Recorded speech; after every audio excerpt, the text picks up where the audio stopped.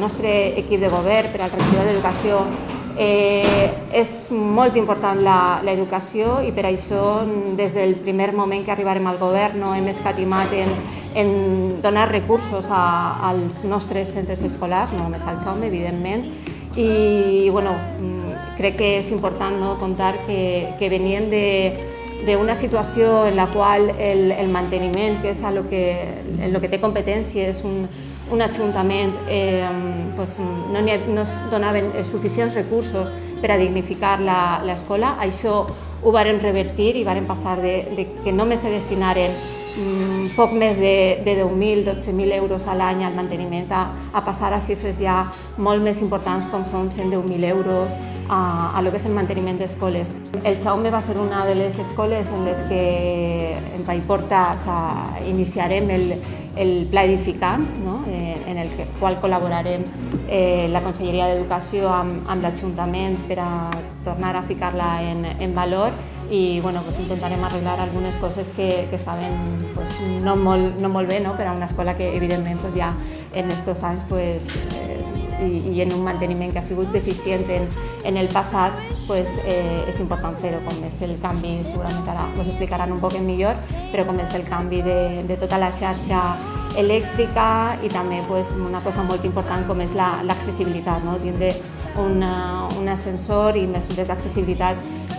per a tota la comunitat educativa del centre. El que volíem posar en valor venint a inaugurar el curs, a començar el curs així al Jaume I de Paiporta, és precisament això, la importància d'allò que passa dins les aules, dels projectes pedagògics i de la capacitat que tenen el professorat i les famílies per a transformar, per a ajudar els nostres xiquets i xiquetes i acompanyar-los. Hem pogut veure que és l'escola que ens agrada, és aquest model d'escola que ens agrada, en el que es treballa de forma transversal, en el que hi ha projectes que duren tot l'any, en el que tots els xiquets i xiquetes també fan comunitat entre ells, que no és només tancar dins de l'aula entre aquells que tenen la mateixa edat, sinó que inclús intergeneracionalment els xiquets d'unes edats a altres s'ajuden, s'acompanyen i poden fer que entre tots creixen també i creen comunitat. Ells han repetit molt un concepte que és que són tots com una família. D'enguany comencen el curs 770.000 xiquets aproximadament en tot el territori valencià i es troben a les aules vora 70.000 professors. Això vol dir que se troben més de 6.000 professors més que quan vam arribar al govern. Això implica que dels últims anys va haver una retallada de 5.000 mestres i professors i ara resulta que ja trobem més professors que abans de la retallada. Això no vol dir que estiga tot fet. Hem de seguir caminant perquè cada dia puguem tindre una millor atenció als nostres xiquets i xiquetes. Estem parlant que gràcies a aquesta pujada de professorat i a l'augment de les unitats que hem anat desenvolupant al llarg d'estos 3 anys, quasi 4 ja de legislatura, tenim més de 1.400 unitats més que quan ens vam arribar a les unitats públiques del territori valencià. I això és el que jo crec que ha marcat l'èxit més gran d'estos 3 anys de la Conselleria d'Educació, Investigació, Cultura i Esport. L'augment de professorat, ara els ajudants de conversa, per a que,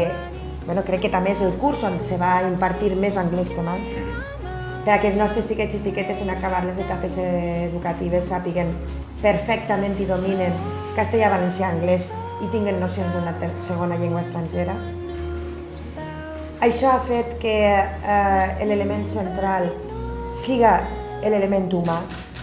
en les polítiques de la Conselleria i això fa que el nostre sistema educatiu avui estiga millor que fa 3 anys. Encarem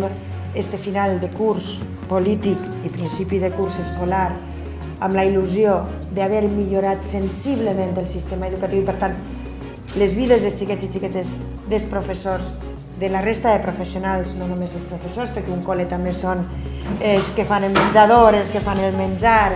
són els que obrin la porta o són els que arreglen els endolls, vull dir, la comunitat educativa és molt més ampla.